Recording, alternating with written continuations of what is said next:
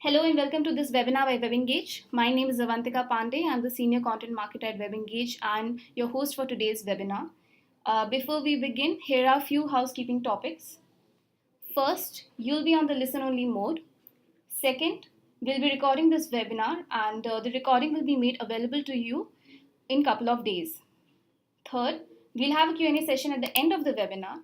So if you have any query during the session, you can put your questions in the comment box below and we'll address them later. For those who don't know, WebEngage is a marketing cloud that helps businesses engage and retain their existing users.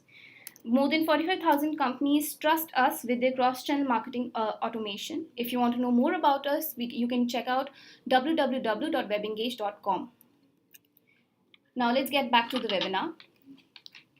Couple of weeks back, I was having a conversation with Priyam, who's also the presenter for today's webinar. And we were discussing our experience with personalized communication and how it influences our buying behavior.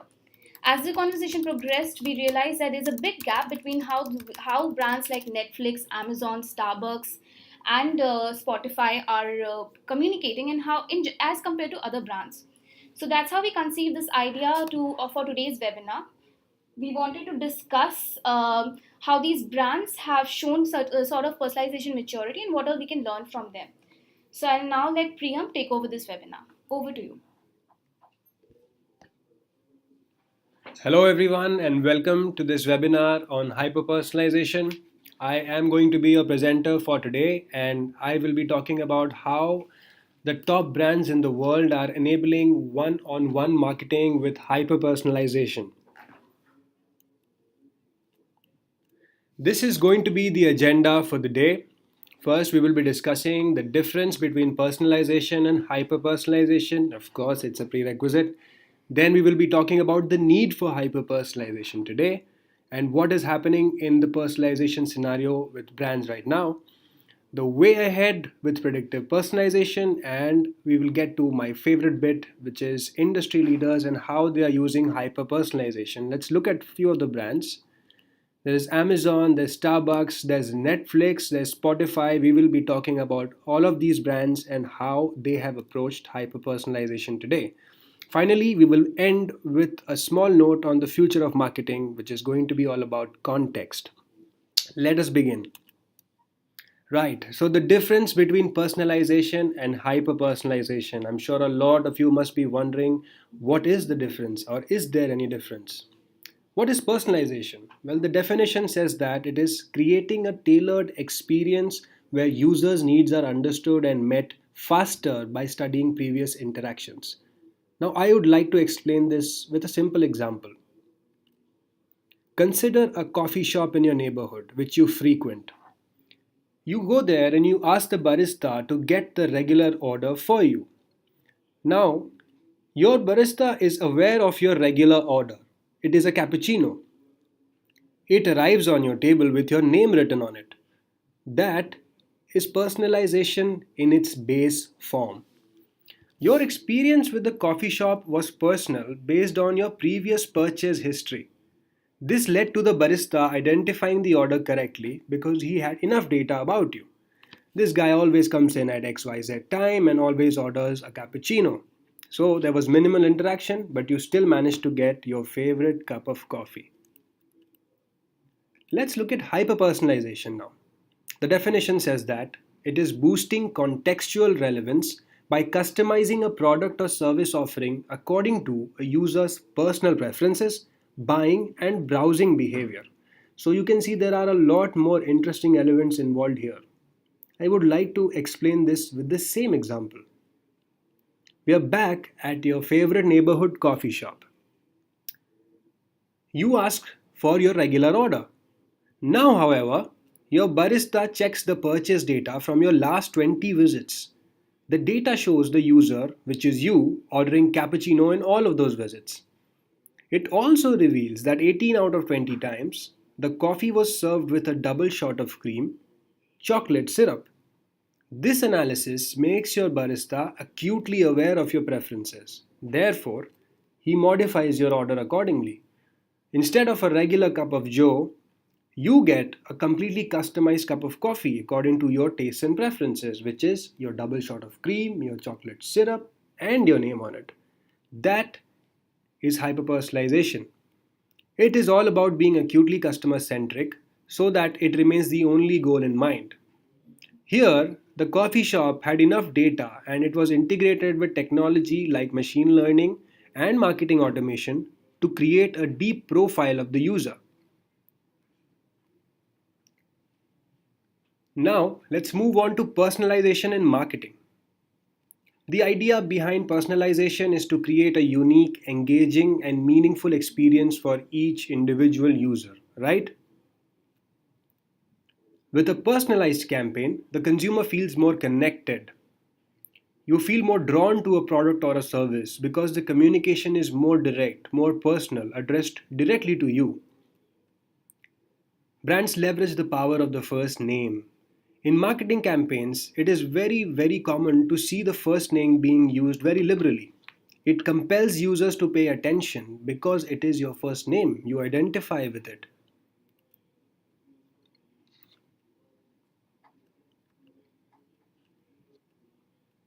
So, now that we have talked about personalization in marketing and why it is important, I would like to talk about the psychology of marketing. The psychology of personalization, I'm sorry. Why do people prefer personalized experiences? Why are brands so crazy about personalization? I'll tell you why. There are two main reasons. The University of Texas recently did a study on this very subject and zeroed down on two factors. The number one factor is the need for control. When a user sees something that is different, which is not the same as something which is available for the masses, has been customized specifically for their tastes and preferences, they get a feeling of control. Why? Because this has been tailor made for them, only them in that moment of time. It gives them a semblance of control. Now, this might not be true actually because you may be seeing a personalized homepage somewhere because the service provider chose to show you that.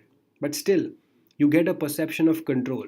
You feel that this has been made specially for me. I am in control of this situation. And that is the main factor behind the psychology of personalization. The second factor is information overload. Users are aware of the fact that there's too much of information out there. How do you sift through all of this data and actually find something that is relevant to you? So, if you actually personalize something, then the user feels that the information presented is completely tailored to their suits and preferences, their needs and preferences, sorry. The actual process of sifting through tons of information to find something relevant and useful has already been taken care of. Now, please keep in mind that all of these factors only come into play when the user is provided with certain visual cues. You have to let the users you have to let your users know that the content or the experience has been personalized. Let us move on now to the Coke campaign, which was the Share a Coke campaign. Now, Coke played a lot on these psychological triggers with their Share a Coke campaign. Back when it was launched in 2011 in Australia, Coke did a research and found out the most popular Australian names and they put it on their products. As you can see in the image over here, it has names like Amy, Bobby, Zach. The idea behind this was to capture the excitement around the first name. This campaign was so popular for Coke that it helped the brand climb out of a 10-year sales slump. In a week, the brand increased sales by 30%. In 2013, the brand managed to get 28% more consumers compared to the same time period in 2012. So, a personalized or rather a hyper personalized campaign was actually helping a brand like Coke acquire more users. Uh, so, people got intrigued when they saw a can with their name on it. Even non Coke drinkers grabbed a can. What do you think about this, Avantika? You know what, Priyam? My friend Bella found a bottle with her name on it, and without even thinking twice, she just bought it and posted everything on social media. What's Mm-hmm. interesting to note over here is that before this campaign or before buying this bottle, she never preferred Coke.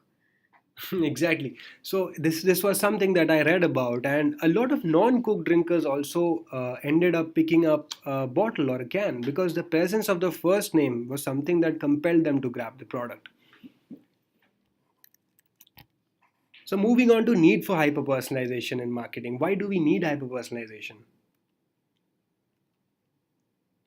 Generic personalization tactics are being blatantly overused. I'm talking about those generic emails that you get with your first name in the subject line. It probably worked the first few times, but what next? How are you going to actually hold the user's attention? Attention spans are getting shorter. Try 8 seconds for size. This is an actual true statistic. 8 seconds is all it takes for us to actually hold the attention on one particular thing, and then we move on. How are you going to ensure that your user is going to be compelled to take action in 8 seconds? Today's consumer is hyper evolved, hyper connected. Their purchase decisions are heavily reliant on user reviews and ratings.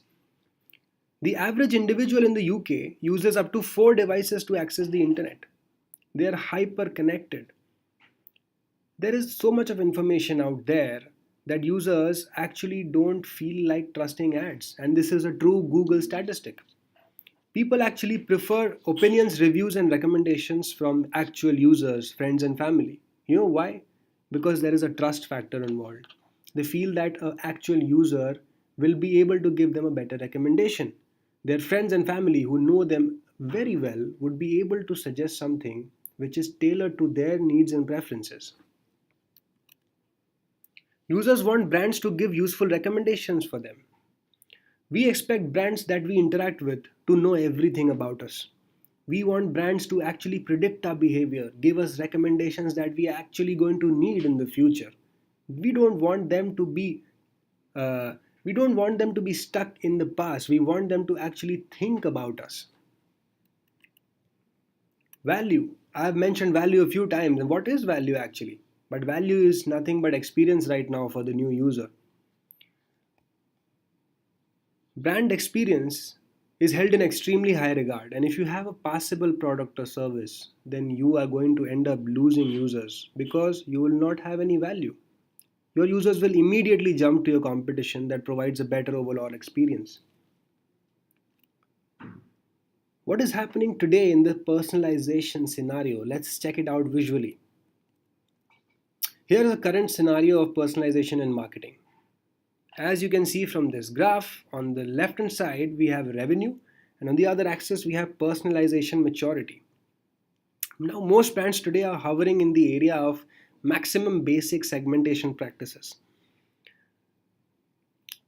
You ask any brand what is personalization for you, and they're going to tell you, oh, we create segments, and on the basis of those segments, we send campaigns. Really? How well is that working out for you? Not very well.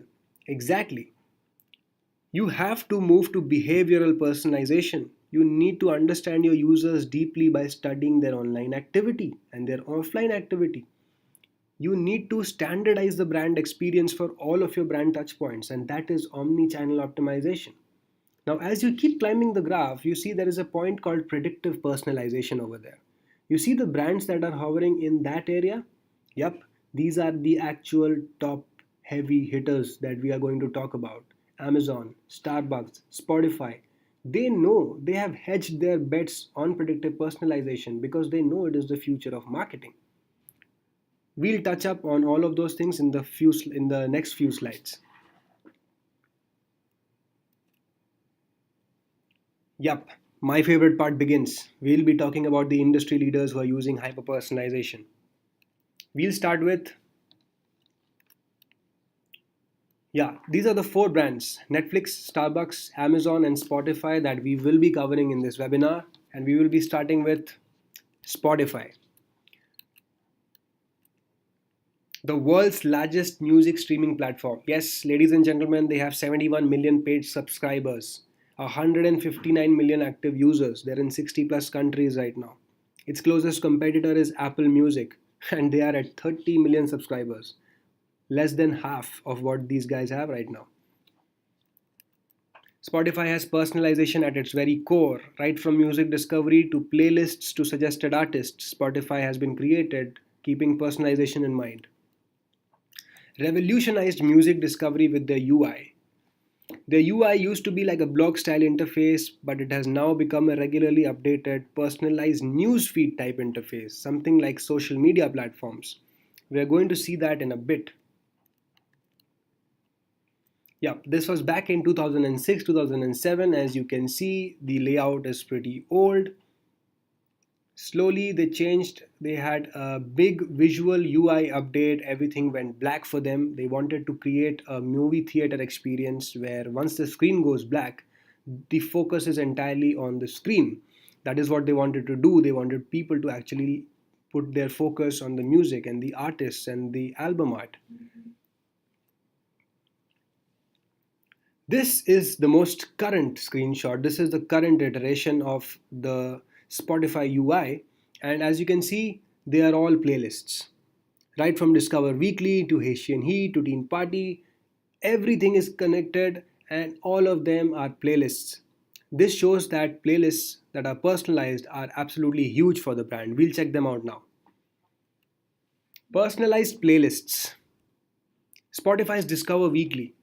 Now, how many of you have used Discover Weekly or Spotify? Because us Indians haven't had the chance to do that yet. What do you think? My colleague Avantika feels very strongly about this. Of course, I would love to be one of the playlist junkie of Spotify, but we have to do with Apple Music as of now.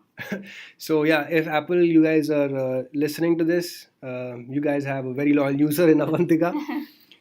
Yes, the success of Spotify's Discover Weekly. Now, what is this Discover Weekly? It is a 30-song playlist that is launched every Monday, and it consists of songs that are appealing to each unique user's tastes and preferences in music. Now, Discover Weekly was a game changer for Spotify. The company actually took stock of the situation after the heavy success of Discover Weekly, and they started investing in algorithmic playlists. Now these playlists are personalized at scale for users. We will be talking about how Discover Weekly actually personalizes, but we have to understand that there are die-hard fans of this feature, and personalization has been really important as a brand building factor for the brand. The next one is Spotify's Release Radar. Now this is another playlist which is powered by a data-driven algorithm that spins up a 2-hour playlist. It consists of completely new tracks from artists that users already listen to. It's updated every Friday. What is the only difference? This is brand new music. The songs in these playlists are latest releases and they have been hyper personalized into playlists for each unique user. How do they do this? More of Spotify's technical wizardry. It takes into account the entire listening history of the user to come up with suggestions. Finally, my favorite, Spotify's Your Time Capsule playlist. It consists of a 30-song playlist made up of songs from the past, unique to each user's individual tastes. Spotify calls it the soundtrack for a trip down memory lane. How poetic. Right. Now we move on to how Spotify is actually personalizing. We'll be talking about the things that Spotify has done to actually personalize music. They acquired this company called the Econest in 2014. Econest is a music personalization data provider and they acquired them for 50 million euros. It was instrumental in helping them get 5 billion song streams in the first 10 months of Discover Weekly's launch. Econest is basically using algorithms that analyze text plus audio data. It uses machine learning and a web scraping technique in a combination to build up music databases. This has been instrumental in Spotify's personalized playlist building strategy. Yeah, how does Discover Weekly work now? Now, Spotify analyzes listeners' browsing and listening history and combines it with popular hot music to create a playlist of 30 songs every Monday. Discover Weekly looks at data that is around 6 months old to come up with a playlist. The two most important aspects that affect the personalization engine are music stream data and playlist activity data. The algorithm has been so accurate that it probably knows a user's taste better than their own friends. It has been the major factor for its stickiness.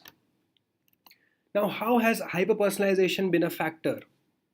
In less than a year since launch, Discover Weekly had 40 million unique users. To put it into perspective, at that time, Spotify itself had about 75 million active users.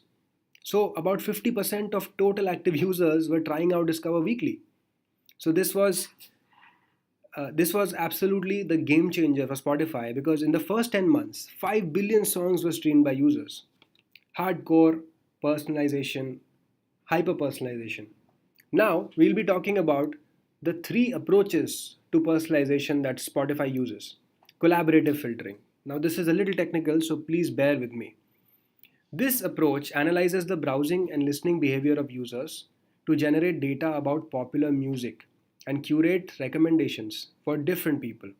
So, Spotify uses implicit data like the number of song streams, visiting the artist's page on Spotify after listening to a song, adding the track to a playlist, etc., to understand the like and dislike factor.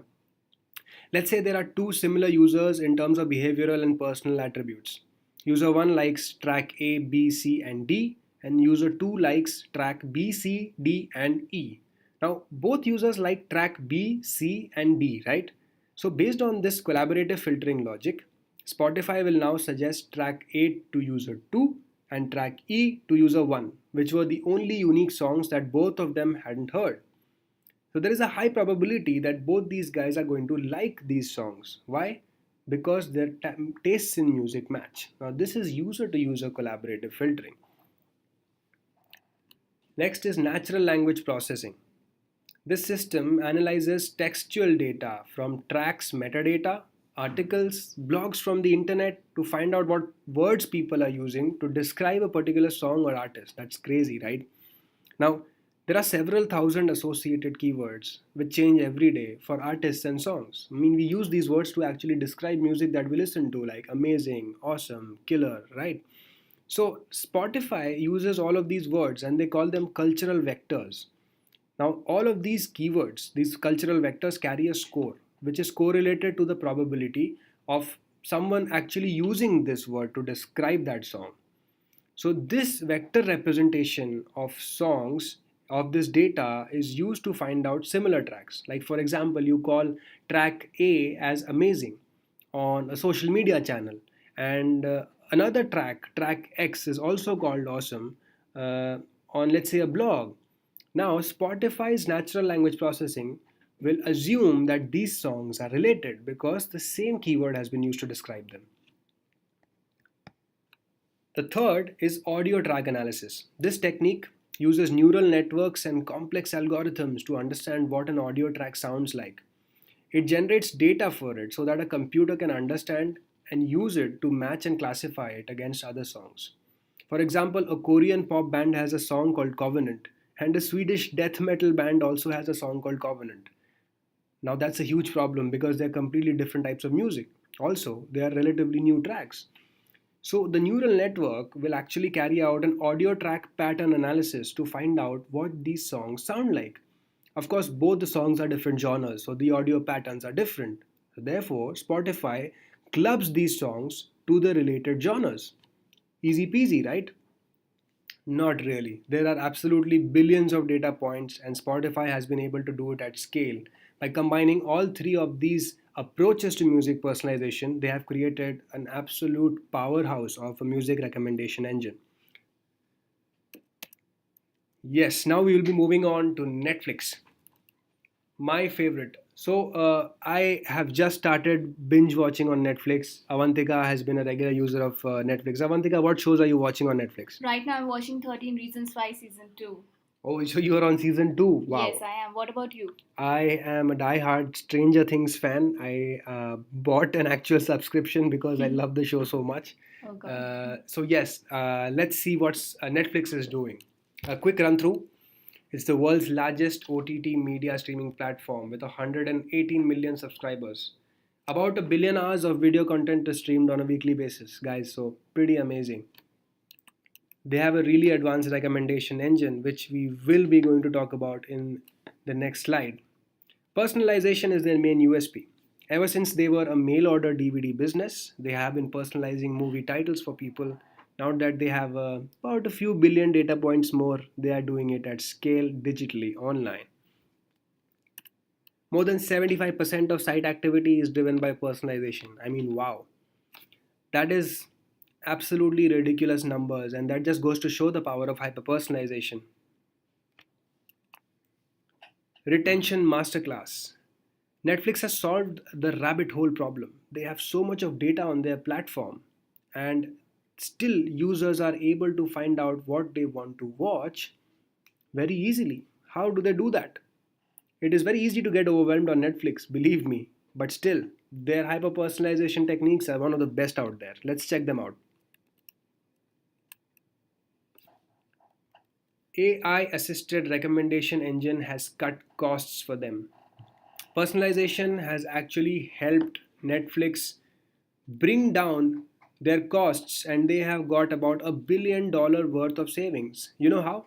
So people in the company believe that because of personalization, people are actually hanging on to the platform for a lot longer. They keep finding new shows to watch with their personalization engine, and they never cancel their subscription. So without this personalization engine, because of customer churn, they would have probably lost $1 billion every year. That is pretty amazing. Right recommendations is equal to more time spent on the platform. Just what I was talking about. Now, there is a very simple logic over here that they have found out. On an average, a user spends about 60 to 90 seconds on the platform to try and find a good show. They might review about 20 titles, 3 of them in detail, on a couple of screens. Beyond this point, however, they will start to lose interest and they will move out of the platform. So they have actually solved this problem where users end up finding their next show in under 90 seconds. Amazing. And only 20% of video plays, by the way, come from search. 75 to 80% of videos are from recommendations. Yes, Netflix relies on an absolutely massive amount of user data to understand tastes and preferences. Say that you belong to a tiny island nation somewhere and you enjoy watching anime.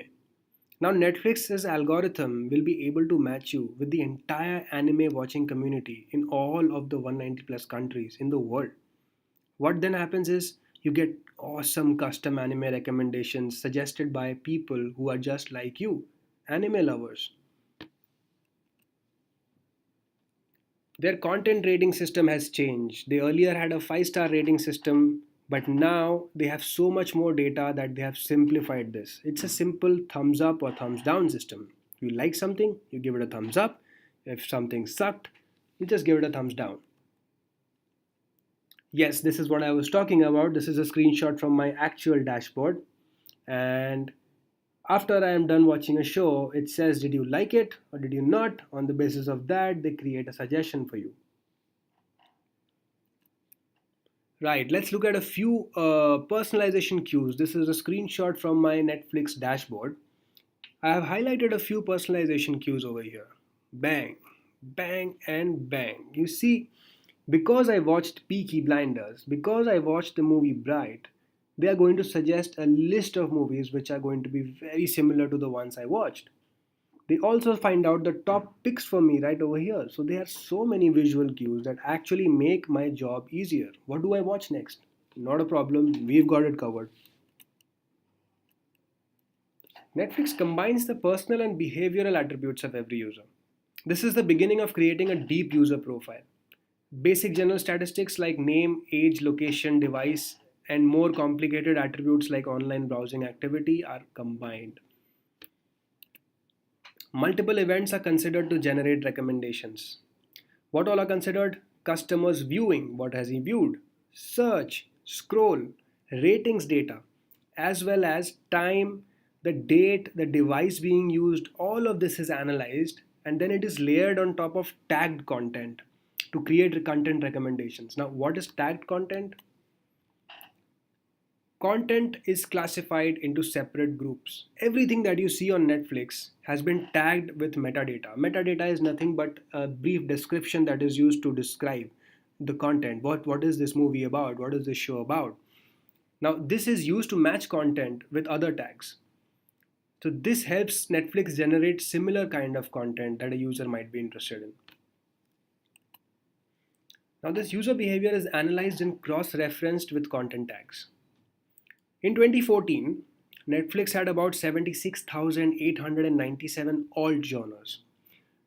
What is an alt genre? It's an alternative genre. Like, this was actually used to classify content into different categories. Let's say Avantika watches a movie which is a comedy, and right after that she watches a movie which is an action. So now Avantika can be classified into an alt genre, which is a mixture of comedy and action. It can probably be com action. So Avantika will now get recommendations that both have metadata containing comedy and action in it.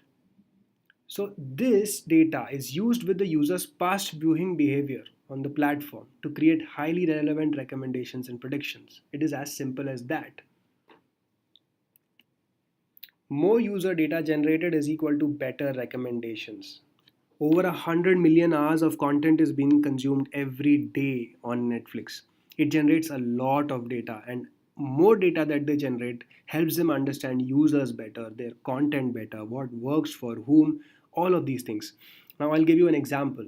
When Netflix launched their first original show called House of Cards, they wanted to do a really kick ass job of promoting it.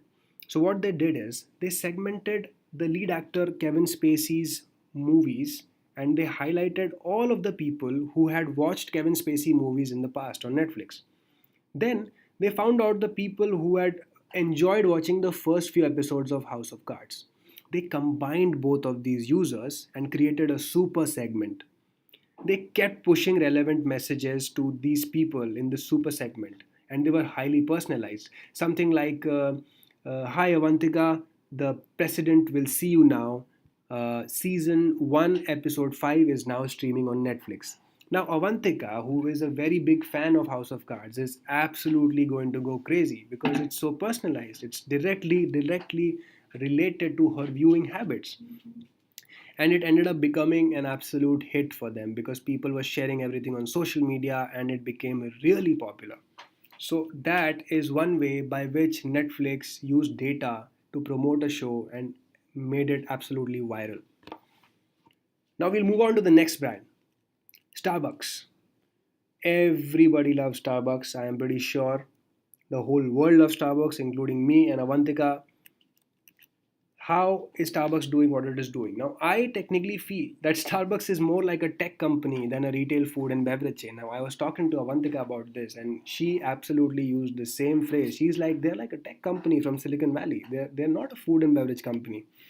Now, they have been at the forefront of technology. They have stuff like connected coffee machines, the number one mobile payment system in the world. They are actually using technology to further the brand experience. Now they are focusing on creating a unique, engaging digital experience for customers. They are bridging the digital world, which is the app ecosystem, with the physical ecosystem of Starbucks coffee shops. Their digital flywheel strategy, we will be giving you a visual outlook of that. It's nothing but four factors which Starbucks feels is going to be the game changer for the brand and is going to be responsible for growth in the next 10 years. They are the rewards, the personalization, the ordering, and the payment system. Uh, we'll talk about that in the next slide when you guys can see it visually. Lastly, the growth of their rewards program. Starbucks probably has the most loyal, the most successful loyalty program of the past 10 years. Starbucks really stuck the nail on the head with this one. They grew their loyalty program from 5 million to almost 14, 15 million in no time. The whole focus is on AI, personalization, and digital focus. Repeat usage is actually rewarded with things that people actually value. So they actually understand what people want, and a lot of loyalty programs had that missing. Now let's take a look at the digital flywheel strategy. This is taken directly from a presentation that the Starbucks CEO had made at an investor conference. These are the four aspects that Starbucks is going to be focusing on in the coming 10 years. The first one is their rewards program. They are they are going to be basically incentivizing every single purchase that a person makes. Personalization. Their offers, their communications, their messaging is going to be customized for each individual user, and this is going to happen at scale. The payment system, they are absolutely going to simplify the payment system, and they have done that. Starbucks now has the number one mobile payment app, the mobile payment system in the world. And ordering, they have decided to revolutionize ordering, and they have managed to cut down lines in their physical stores with their mobile app system. All of that in the next slide. So this is the basic strategy that Starbucks follows for their regular customers. The intent is to upsell or to cross sell. Basically, they want these people to either buy something which is of a higher value or buy a complementary product. So they do that via personalized food and beverage recommendations based on past purchases and their preferences. For occasional customers, the intent is different. They just want people to visit them more, buy more stuff from them. So they do that via their loyalty program. They give star rewards, they give a lot of order discounts and freebies to actually hook these people in. How did Starbucks personalize their marketing? They revamped their personalization engine. Back in 2016, personalization at Starbucks was limited to sending 30 variants of email per week. It was based on data that was 2 weeks old. Doesn't sound very impressive, right? In under a year, Starbucks revamped their personalization engine, making it capable of sending over 4 lakh hyper personalized email variants per week. One to one marketing at immense scale. Earlier, the email communication that was sent was mostly based on historical data of users. Not anymore. In under a year, the company managed to tweak its AI based personalization engine to create completely unique, truly one on one offers for their users based on their preferences and behaviors. So, the email that I get from Starbucks and the email that you and Avantika and everyone else gets is going to be completely different. No two offers are going to be the same. No two beverage recommendations are going to be the same. That is the beauty of it. How are they doing this? They use data to analyze and create deep user profiles. Not very surprising, as we have learned. The brand records data at multiple touchpoints, in store and mobile. Right from basic information about the user, which is the name, the age, location, to online plus offline behavior, items browsed, items purchased, maybe even the weather data. All of this is combined and leveraged for the brand's personalization engine. They send personalized targeted recommendations on the basis of that.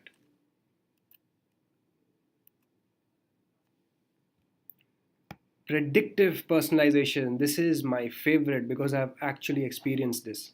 Starbucks sends a lot of personalized food and beverage recommendations, both on the app and even at their offline stores when you go to visit them.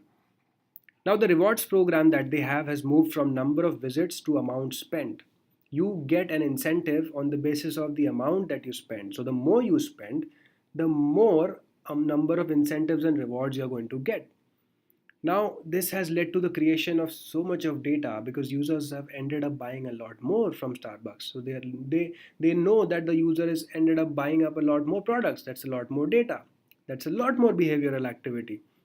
So the potential of offering more personalized offerings because the user spending has increased has actually been a boon for Starbucks.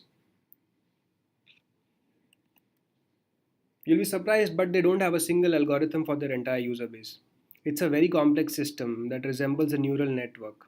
It connects with several data points to understand each user's behavior, and then it comes up with a relevant suggestion. In short, it is a data driven AI powered algorithm tailored for each individual user's behavior and preference.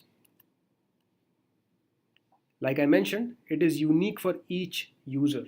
It analyzes each person's individual tastes, preferences, behavior, what they have had in the past, etc., and even weather patterns and third party app data, as one of the people in Starbucks have mentioned. If a brand wants you to get a food item with your favorite drink, then they will do a deep dive on the data. They will find out something which you had offered before and which you had purchased before, and they will add it to your offering. So, let's say you had a donut about 6 months ago and you keep having a cappuccino, and 6 months down the line you order a cappuccino. The Starbucks knows that you had this donut at one point of time. They will try to pair it, and they will do it at the exact same time that you had done 6 months ago. So this enhances the possibility of you actually purchasing this.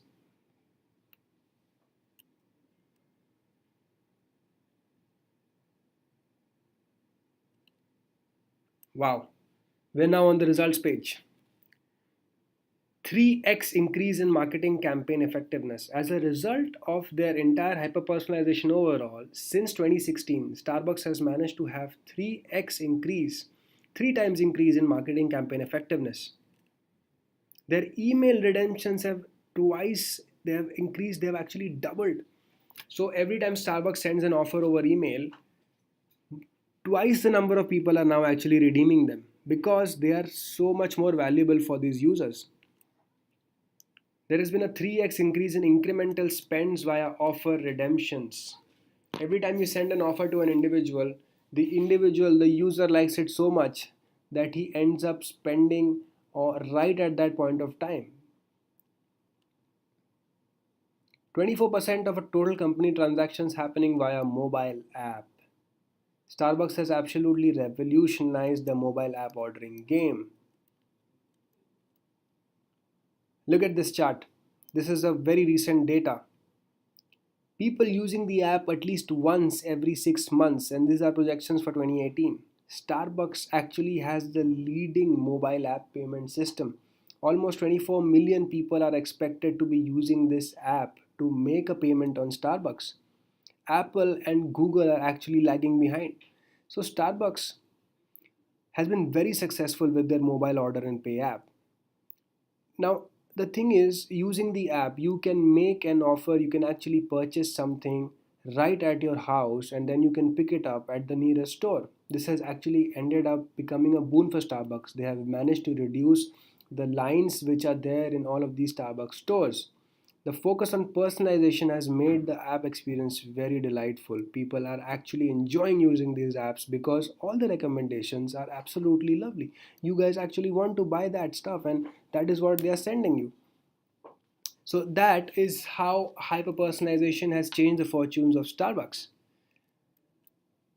Wow, now we come to the big daddy of hyper personalization. This is the last brand that we will be talking about. It's none other than Amazon, the king of hyper personalization. Every shopper on Amazon is aware of the fact that their shopping experience is custom built for them. It is highly personalized. There are several visual cues that let the users know that everything that you see is specifically geared for your tastes and preferences. The usage data is combined with the personal data attributes. This has been a common recurring theme in all of the brands that we have seen so far. User data and behavioral data are actually combined and analyzed to create highly relevant experiences. A buyer persona is critical to Amazon's retention strategy. By combining personal and behavioral attributes, Amazon has the ability to look deep into the mind of a user. Amazon understands your motivations much better than competition, which is why they are sending you those highly personalized recommendations. Now, have you wondered why those recommendations are coming from Amazon? They are not arbitrary, but they are actually very, very logical. Amazon's product suggestions are highly targeted and relevant for each individual user. And this is happening because of data.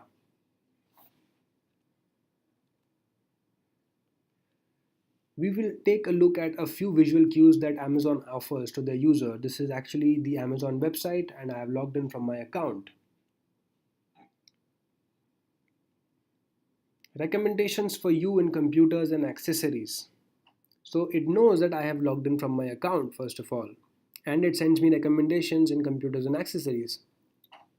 Recommendations for you in electronics. Now all of these are based on my past browsing behavior.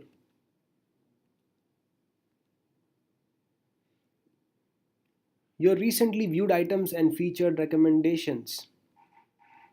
Inspired by my browsing history, Amazon has suggested a stream of products. Now, I was trying to look for a OnePlus 5 phone and see the behavioral recommendations that they have done. They are actually sending me a recommendation for the OnePlus 5 insurance program. They are sending me recommendation for OnePlus 5 screen guards and mobile cases. So these are actually useful things for me. They are completely related to my past browsing activity. Once again, it's giving me recommendations for books that I have browsed and books that I have purchased.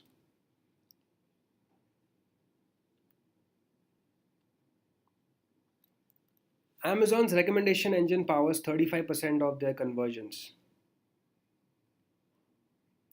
Compared to other e-commerce brands, Amazon's recommendation engine brings 60% more conversions. How is it doing it?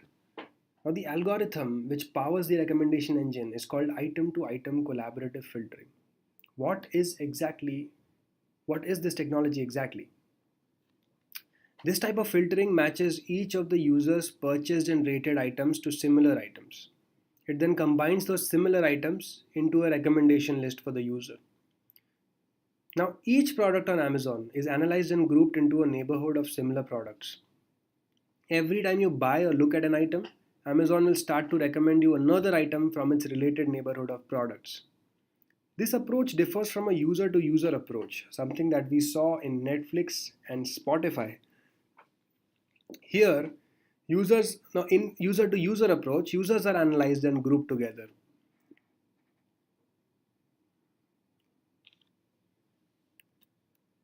How does item to item collaborative filtering work? These are the four basic things that Amazon considers: your previous purchase history, the items that you have in your shopping cart, the items that you have rated and liked, and items that have been liked and purchased by other customers. All of these things are actually combined, analyzed to create suggestions that are highly targeted to that particular user. Now, Amazon does a lot of analytical work to power its recommendation engine. There are absolutely thousands, hundreds of thousands of data points that Amazon looks at. Here are a few of them. Purchase shopping carts. What are people actually buying? Items from abandoned carts, stuff that you put in your cart but never bought.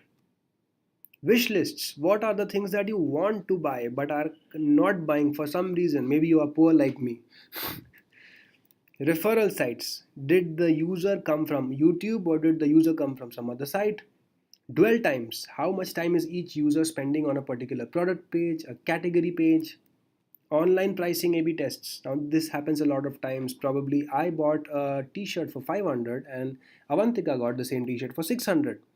This is also another factor that helps Amazon determine what price works for which kind of user. Ratings and reviews, as we all know, these are highly critical on Amazon. Everyone reads Amazon reviews to buy a product. Demographic information like area-wise interests. Mumbai people are more interested in mobile phones. Delhi people are more interested in, I don't know, cricket bats. Product page views. Marketing campaign CTR. How much as your ad? How many clicks did you get on your AdWords campaign? Stuff like that. Now, this is a real example that I'm going to explain. This is an email that I actually got from Amazon. Let's see. Puma Men's Mega Energy Knit Olive was the subject line. Now I'll give you some feedback on this. I searched for green running shoes on Amazon, but I did not transact further. Amazon sent me this email which is full of recommendations that were very close to my preferences. Amazon accessed behavioral data from my user profile and it merged it with my personal attributes to create a user persona. In my case, I have purchased Puma footwear in the past several times. As you can see, they have sent me a personalized email with my full name. It says hello Priyam Jha, and they have actually mentioned whether I was looking for something in the Running Essentials store. Now I have bought Puma shoes in the past, which is why the product recommendations that you see are from Puma. They know me so well that they actually suggested me shoes for size 11, which is actually my shoe size. Now, how did they do this?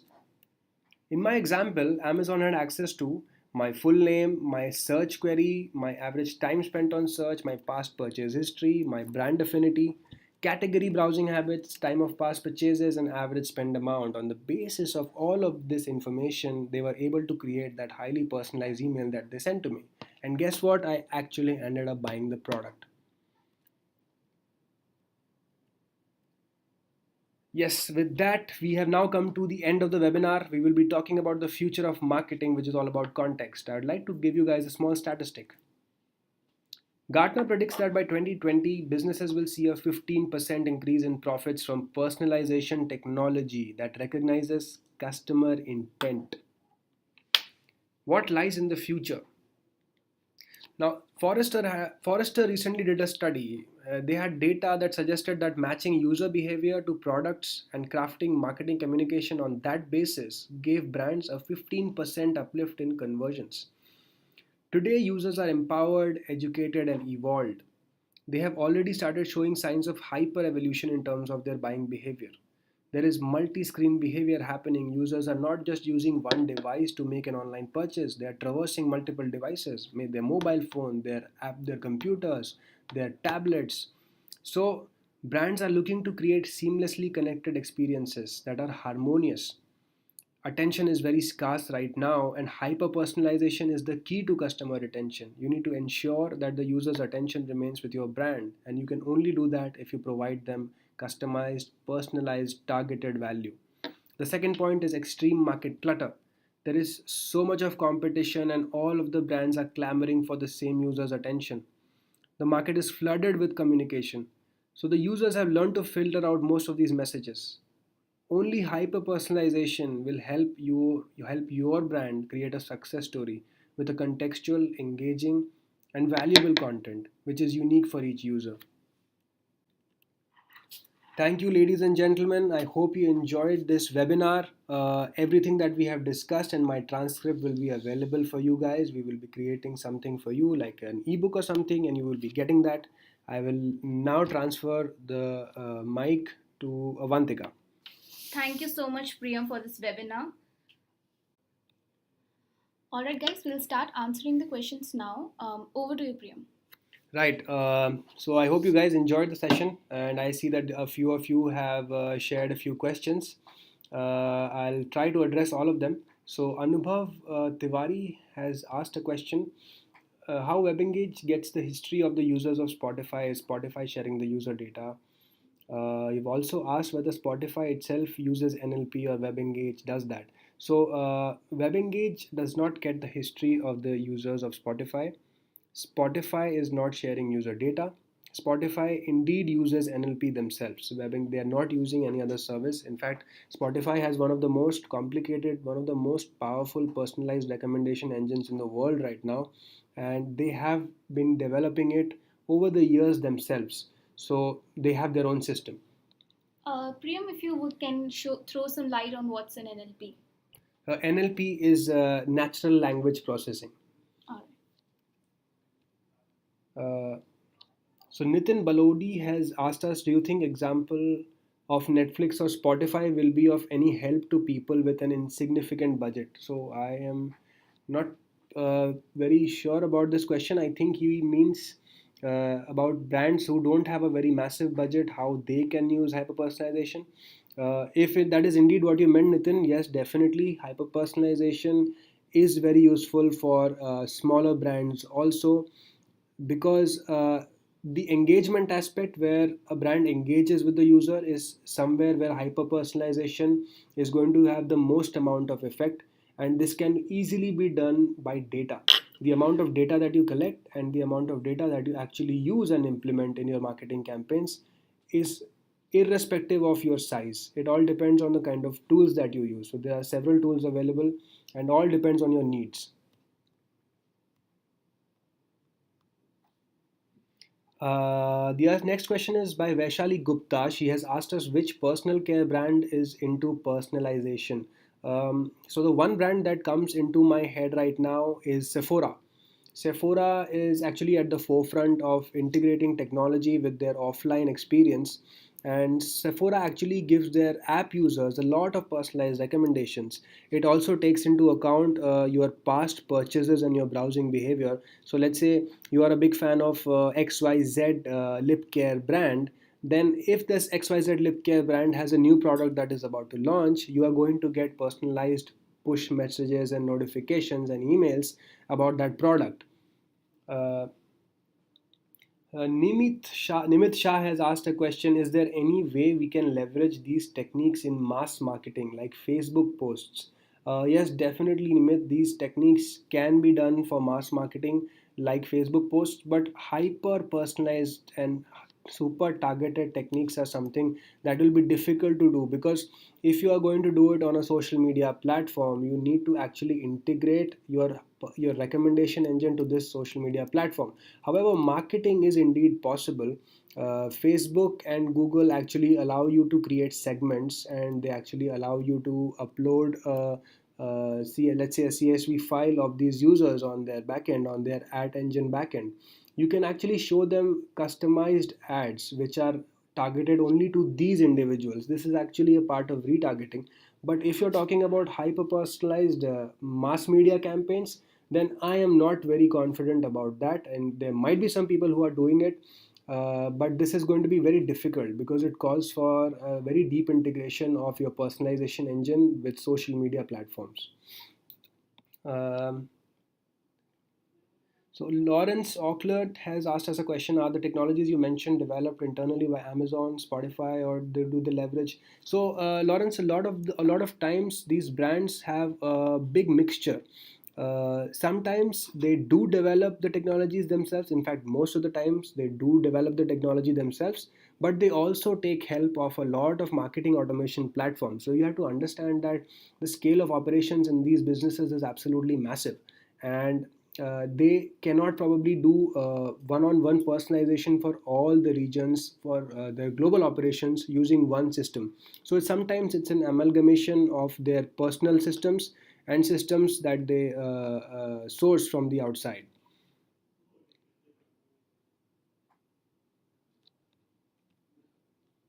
So